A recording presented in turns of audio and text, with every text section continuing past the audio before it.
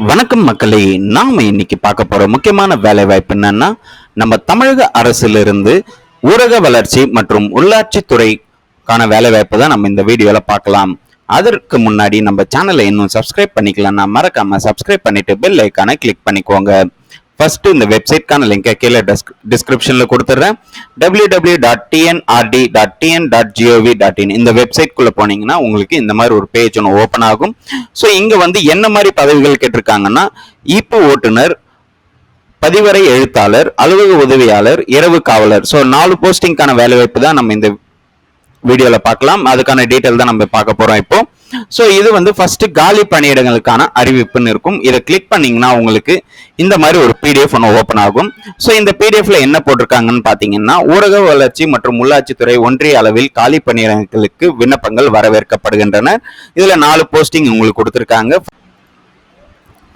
First ஈப்பு ஓட்டுநர், அதாவது டிரைவருக்கு வந்து பாத்தீங்கன்னா சேலரி உங்களுக்கு 19,500 இருந்து 71,900 வரைக்கும் உங்களுக்கு கொடுப்பாங்க. நீங்க ஓசி கேட்டகரியில இருக்கிறவங்க பாத்தீங்கன்னா ஏஜ் லிமிட் 18 இருந்து 32 வயதுக்குள்ள இருக்கணும். இதுவே பிசி எம்பிசி கேண்டிடேட்ஸா இருந்தீங்கன்னா 18 இருந்து 34 வயதுக்குள்ள இருக்கலாம். இதுவே எஸ்சி எஸ்டி கேண்டிடேட்ஸா இருந்தீங்கன்னா 18 இருந்து 42 வயதுக்குள்ள இருக்கலாம்னு சொல்லியிருக்காங்க. ஸோ இதற்கு கல்வி தகுதி பொறுத்த வரைக்கும் நீங்க 8th பாஸ் பண்ணியிருந்தாலே போதுமானது தான். அடுத்து வந்து பாத்தீங்கன்னா டிரைவிங் லைசன்ஸ் கண்டிப்பா இருக்கணும்னு சொல்லியிருக்காங்க. அதே மாதிரி 5 ஆண்டுகளுக்கு முன் அனுபவம் இருக்கணும்னு சொல்லியிருக்காங்க. ஸோ டிரைவரா வந்து நீங்க 5 இயர்ஸ் முன் அனுபவம் இருக்கணும்னு சொல்லியிருக்காங்க. இதற்கு விண்ணப்ப கட்டணம் பொறுத்த வரைக்கும் நீங்க 100 ரூபாய் பொது பிரிவு இருக்கிறவங்க, அதாவது பிசி எம்பிசி கேண்டிடேட்ஸா இருந்தீங்கன்னா 100 ரூபாய் நீங்க பே பண்ற மாதிரி இருக்கும். இதுவே எஸ்சி எஸ்டி கேண்டிடேட்ஸா இருந்தீங்கன்னா நீங்க 50 ரூபாய் அப்ளிகேஷன் ஃபீஸ் பே பண்ற மாதிரி இருக்கும். அடுத்து பதிவறை எழுத்தாளர் பொறுத்த வரைக்கும் உங்களுக்கு 15,900 இருந்து 58,500 வரைக்கும் உங்களுக்கு சேலரி ப்ரொவைட் பண்றாங்க. ஏஜ் லிமிட் பொறுத்த வரைக்கும் ஓசி கேண்டிடேட்ஸுக்கு வந்துட்டு 18 இருந்து 32 வயது வரைக்கும், பிசி கேண்டிடேட்ஸ் வந்து 18 இருந்து 34 வயது வரைக்கும் இருக்கலாம்னு சொல்லியிருக்காங்க. இதுவே எஸ்சி எஸ்டி கேண்டிடேட்ஸா இருந்தீங்கன்னா 18 இருந்து 37 வயதுக்கு வரை இருக்கலாம்னு சொல்லியிருக்காங்க. இதற்கு கல்வி தகுதி பொறுத்த வரைக்கும் நீங்க 10வது பாஸ் பண்ணியிருந்தாலே போதுமானது. ஸோ அப்ளிகேஷன் ஃபீஸும் சேம் தான் எல்லாருக்குமே. ஸோ 4 பதவிகளுக்கும் சேம் ஒரே ஃபீஸ் தான் உங்களுக்கு கொடுக்குறாங்க.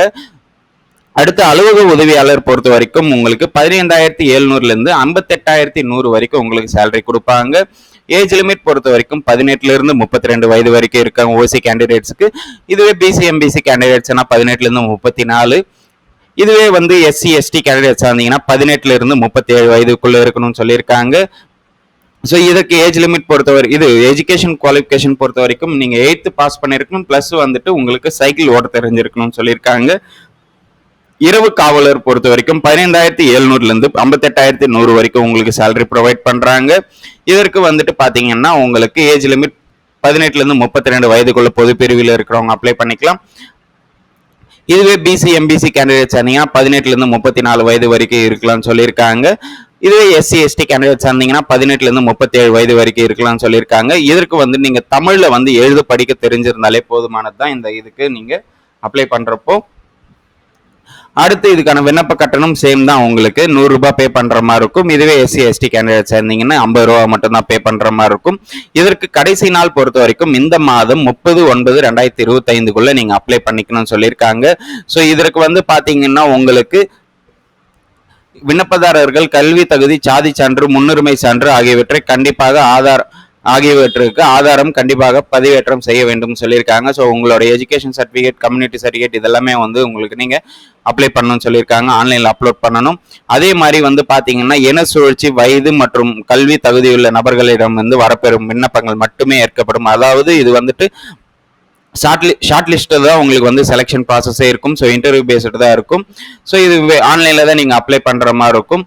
ஸோ இது எப்படி நம்ம ஊருக்கு இருக்கு, ஸோ நம்ம ஊர்ல இதுக்கு வந்து வேலை வாய்ப்பு இருக்கான்றது எப்படி நம்ம கண்டுபிடிக்கணும்னு பாத்தீங்கன்னா, உங்களுக்கு இந்த வெப்சைட்லயே மறுபடியும் வந்தீங்கன்னா இங்க இருக்கு பாருங்க, இந்த 4 வேகன்சில நீங்க இதை கிளிக் பண்ணீங்கன்னா உங்களுக்கு இந்த மாதிரி ஒரு பேஜ் ஒன்று ஓப்பன் ஆகும்.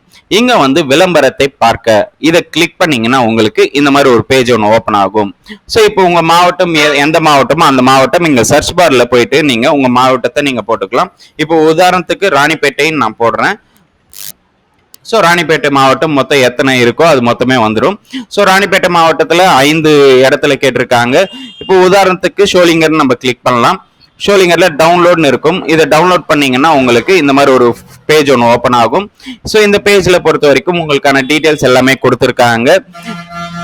ஸோ என்ன மாதிரி உங்களுக்கு வந்து கேட்டிருக்காங்கன்னு பார்த்தீங்கன்னா உங்களுக்கு அலுவலக உதவியாளர் தான் உங்களுக்கான வேகன்சி இதில் கேட்டிருக்காங்க. ஸோ வந்து ஒவ்வொரு ஊருக்கும் ஒவ்வொரு போஸ்டிங்ஸ் கேட்டிருக்காங்க. அதனால ஸோ நீங்கள் அதை பார்த்து நீங்கள் அப்ளை பண்ணிக்கிறது தான் பெட்டராக இருக்கும்.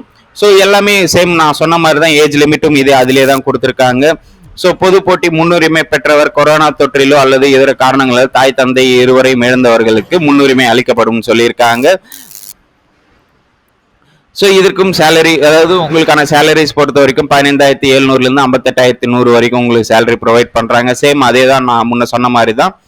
ஸோ இதற்கு வந்து பார்த்தீங்கன்னா 30ஆம் தேதிக்குள்ளே நீங்கள் அப்ளை பண்ணுற மாதிரி இருக்கும். ஸோ உங்களுக்கான மாவட்டத்தை நீங்கள் வந்து செலக்ட் பண்ணிக்கலாம். இதில் நீங்கள் உங்களுக்கான மாவட்டத்தை எதுவோ அந்த மாவட்டத்தை நீங்கள் போட்டுட்டு உங்கள் ஊருக்கு, அதாவது நீங்கள் இருக்கிற ஊருக்கு வந்துட்டு நீங்கள் இதில் வந்து டவுன்லோட் பண்ணி பார்த்துக்கலாம். உங்கள் ஊருக்கு உங்களுக்கு வேகன்சி இருக்கா அப்படின்றது இதில் நீங்கள் ஈஸியாக தெரிஞ்சுக்கலாம். இருந்ததுன்னா நீங்கள் கண்டிப்பாக நீங்கள் அப்ளை பண்ணிக்கலாம். ஓகே மக்களே, இந்த தகவல் உங்களுக்கு யூஸ்ஃபுல்லா இருக்கும்னு நான் நம்புறேன். இது ஒரு நல்ல வேலை வாய்ப்பு தான், கண்டிப்பா எல்லாரும் பயன்படுத்திக்கலாம். இந்த வீடியோல உங்களுக்கு ஏதாவது டவுட் இருந்ததுன்னா கண்டிப்பா கமெண்ட் செக்ஷன்ல கமெண்ட் பண்ணுங்க. இந்த வீடியோவை நிறைய பேருக்கு ஷேர் பண்ணுங்க, லைக் பண்ணுங்க. மறக்காம நம்ம சேனலை சப்ஸ்கிரைப் பண்ணிட்டு பெல் ஐக்கானை கிளிக் பண்ணிக்கோங்க. தேங்க்யூ.